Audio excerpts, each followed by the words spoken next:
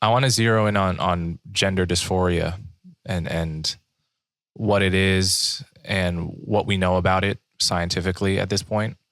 So can you give a definition of gender dysphoria? I think the best way you could describe it is very deep discomfort with the fact of your sexed body.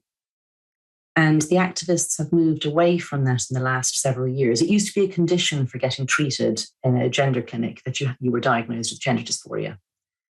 And they would do these tests, which included asking your parents if you were a child or asking people around you, had you tried to present yourself? Had you said, really, no, I'm a girl, if you were a little boy, And that it causes you enormous distress. You can imagine that would be very distressing. It was very rare as well. It's become much more common, and I think it's because we're creating it. I think our culture is creating it. I think our culture creates a lot of dis-ease in people's bodies in lots of ways, to do with using computers too much, getting out into nature too little, exercising too little, living very atomized lives. And gender dysphoria for me is one of the ways in which people can be very uncomfortable with their bodies. And it's social contagion as well, which you mentioned, that you saw it. Then the final part of this weird, fast, metastasizing ideology is that for trans activists now, you don't even have to have gender dysphoria. They'll say, there are just people who are just gender variant. So people who are perfectly happy and feel no distress, feel no need to change their body, don't want to medicalize at all, but still say, I'm really a member of the opposite sex, or I'm really not a member of my sex, I'm something else. So that's just pure identification. Yeah, I mean, one thing I think I've observed is that there's a pretty big difference between the trans phenomenon and the gender non-conforming phenomenon. So gender non-conforming means you accept, to me anyway, these are the best I can do in my definitions, and I accept that people have different definitions. Gender non-conforming just means that you don't feel you fit with the picture of what people have of men and women. Mm-hmm. And who the hell fits those pictures perfectly? Right. And in particular, gay people often feel that they're a really particularly bad fit.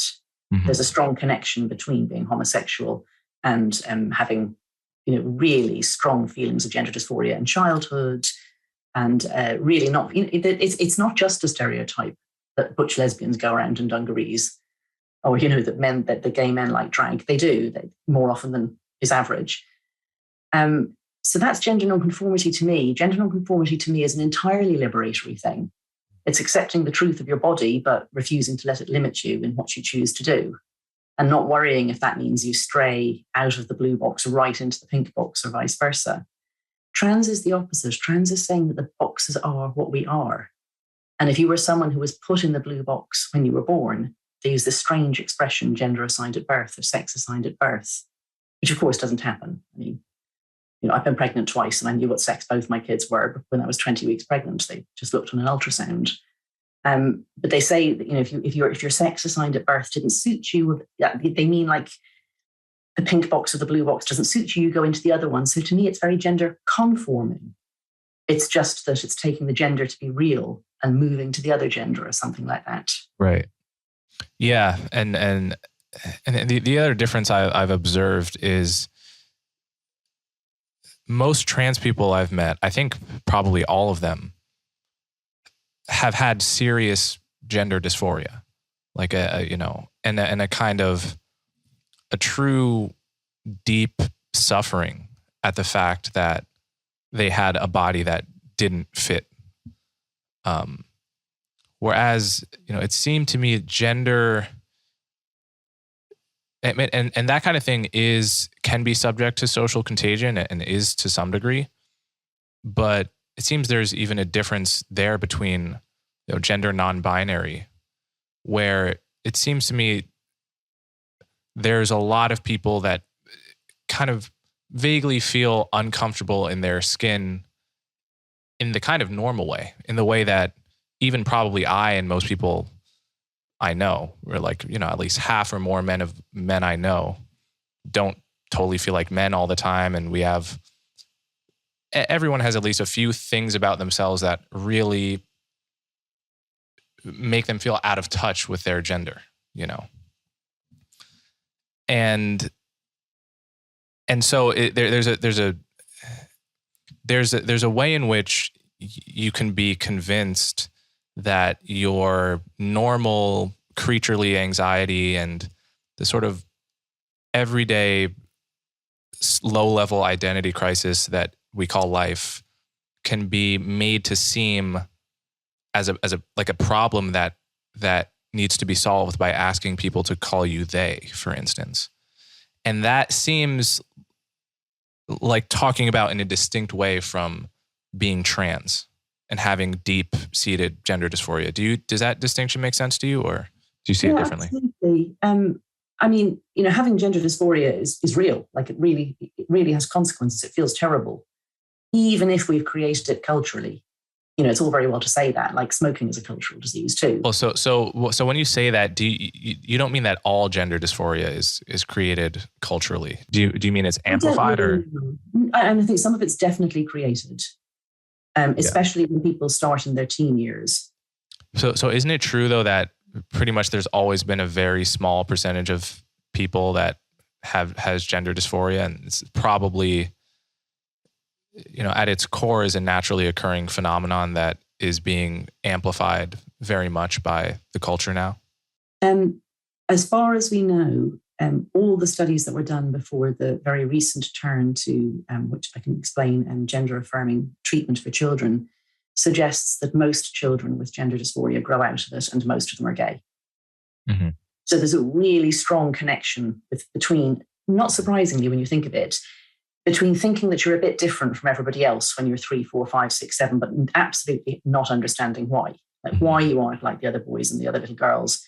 And if people don't interpret that to you as, oh, that means you're really a boy or really a girl, like the opposite of what you were born, it can be deeply unpleasant and intensely awful, and you may need support from doctors and so on. But if they don't tell you that, what usually happens is that before or early in puberty, you go, oh, right, no, I get it.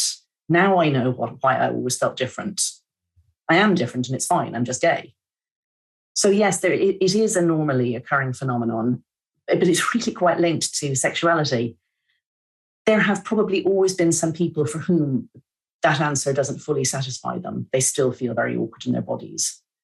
And there are various traditional cultures like Samoa or in Oaxaca, where they have a sort of third category in which they put males who are so super gender non-conforming and also gay. And that's a sort of, it's not trans, it's cultural appropriation or cultural imperialism to call this trans. It's a really culturally specific phenomenon. But what they're doing is they're saying these are people who can't live comfortably being seen by the world as just any old member of their sex. There's something so different about them that we have to accommodate them. So I think that would be the nearest that you'd get. Although I'm told that it's not standard for the Fa'afafine in Samoa to feel any gender dysphoria or any dislike of their body. They just need to be allowed to live in a very different way from most other men. So yeah, I think we make the discomfort. I was very struck by one researcher who knows a great deal about it and has been studying it for about 30 years. And he said, as far as they can tell, for children, the gender non-conformity comes first, and the discomfort comes when they are taught by the world around them that their non-conformity is unacceptable.